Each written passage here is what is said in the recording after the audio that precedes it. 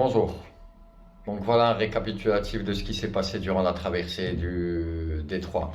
En premier lieu, j'aimerais remercier les sponsors. Mes sponsors, donc je commence par Chantal et par Cyril. Et donc là, je pars du groupe Concert. Merci énormément pour ce que vous avez fait. Et un grand remerciement à Tanger Med. Ce fut super de vous avoir dans l'équipe. Et après, ben, il y a l'équipe du bateau suiveur, Gladius. Merci pour être venu de si loin. Ok, donc c'était, je pense, 18 heures de route. Après, il fallait revenir. Donc, shukran. Merci énormément. Bref, le jour du départ, je me suis rendu au club à 8 heures. Attends, il était 7h30. Il était à peu près 7h30. Bien sûr, tout était préparé à la veille. Donc, tout ce que j'ai dû faire, c'était préparer mon bateau pour la sortie en mer, mettre l'eau, nourriture, batterie, etc. dans les sacs qui leur correspondaient. Et puis vers 10h20, j'ai mis le bateau à l'eau. Il y avait le bateau suiveur qui m'attendait dans la baie. Donc eux, ce qu'ils ont fait, c'est venir de Mohammedia. Donc déjà, je crois que c'était 18 heures de route. Après, donc, quand j'ai rencontré toute l'équipe Gladius, on a parlé de certains trucs. Ok, donc j'ai aussi récupéré du matériel, notamment un réflecteur radar que j'ai installé au pied de mât. Et ensuite, let's go. Yallah. Bref, la première sensation dans le détroit. Donc les premières sensations, c'est quoi? Je suis dans la baie de Delia, il n'y a pas de vent, c'est calme, c'est tranquille. Et du coup, une fois que je dépasse la baie, là, il y a un truc que j'ai expérimenté pour la première fois de ma vie. En fait, les vagues, elles ne venaient pas de derrière. Elles venaient de derrière, mais en même temps, il y avait un truc qui venait d'en dessous. Et ça faisait vraiment, je sais pas si dire peur, mais c'était impressionnant. Donc j'avais l'impression qu'il y avait de l'eau qui montait d'en dessous. Et, euh, et au loin, je pouvais voir, à ma gauche, je pouvais voir le port Tangemet. Donc là, il fallait aussi faire attention, il fallait pas chavirer, il fallait faire gaffe aux bateaux qui rentrent et qui sortent.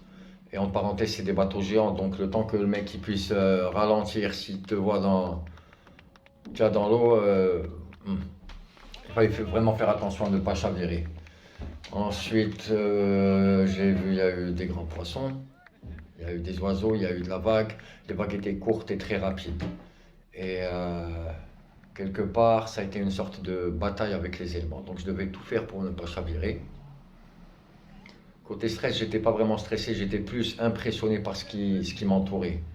Le vent se faisait de plus en plus fort, donc il fallait aussi vraiment essayer de sortir du détroit le plus rapidement possible avant qu'il fasse nuit.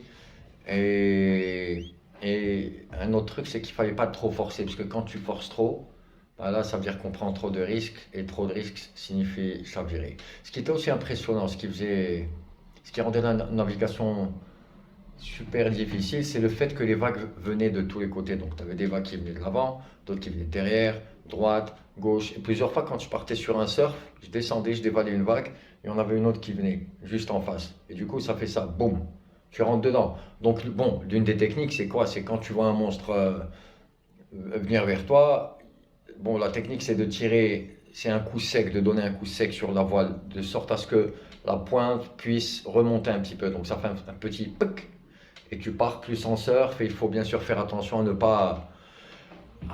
ne pas percuter la vague, mais à passer par-dessus. Côté courant, il y avait énormément de courant, donc ça aussi, ça m'a beaucoup ralenti. Et quand je naviguais, ce qui était vraiment dérangeant, c'est le fait que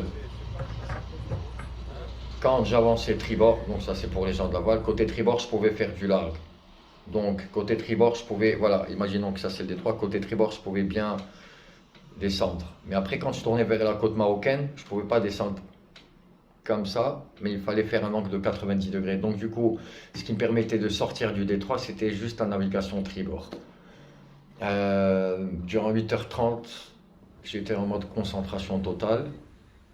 Il fallait vraiment faire attention à ne pas se faire mal, à ne pas tomber du bateau, à ne pas chavirer, à ne rien perdre.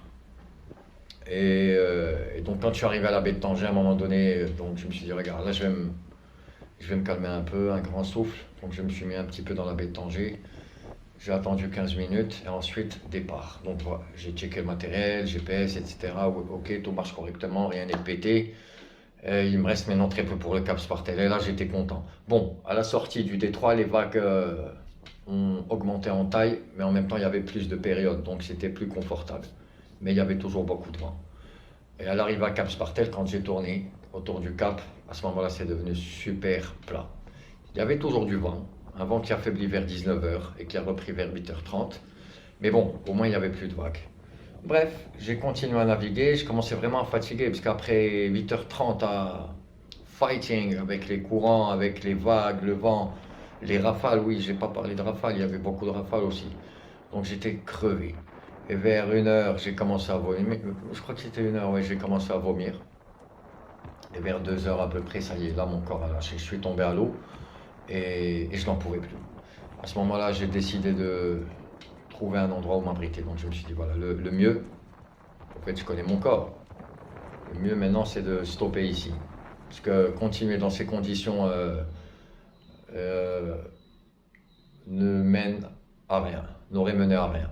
Bref, donc j'ai cherché l'entrée du port et j'étais au port d'Azila vers, je pense, 4 heures du mat. Il y a aussi un truc, pour trouver le port, il m'a fallu 3 heures à peu près de recherche. Donc il fallait demander au mec. À chaque fois que je m'approchais d'un chalutier, je me rendais compte qu'au fait, c'était pas un chalutier, c'était juste un truc qui flottait. Ou bien que l'objet, au fait, au lieu d'être à 100 mètres ou 200 mètres de moi, il était à plusieurs kilomètres. Donc j'ai galéré pour trouver des gens en mer et leur demander où se trouvait le port d'Azila. Je suis arrivé au port d'Azila, je pense qu'il était 3h30, 4h, un truc du genre. À la grande surprise des gendarmes, bien sûr, ils n'ont rien compris. Ils m'ont très bien accueilli, merci à la gendarmerie aussi pour avoir été super aimable. Et vers 5h, j'ai appelé mon frère, merci Karim pour être venu si tôt. Il m'a ramené mes trucs, des vêtements chauds, mon téléphone. Et puis voilà, retour à Tanger retour à Tanger avec Fabrizio et Lisa vers 8h, 9h du mat. Donc voilà, finito pour la première aventure. En parenthèse, je pense qu'il y a un record de distance sur 12 heures qui a été battu. Ok, donc j'ai contacté les mecs. Maintenant, il faut faire un deuxième paiement. Eh oui, les records du monde, ça coûte de l'argent si tu as envie de l'enregistrer. Et concernant la prochaine aventure, ben étant donné que l'état de la mer maintenant n'est pas idéal et que l'équipage du bateau suiveur n'est pas disponible, donc la prochaine traversée, je la ferai ici sur la baie de Tanger. Donc il y aura 2, 3 ou 4 bouées. Il faudra faire des tours jusqu'à atteindre les 520 km. Ça se fera ici dans la baie de Tanger dans 3 à 4 semaines. Et puis voilà, rien à dire pour le moment.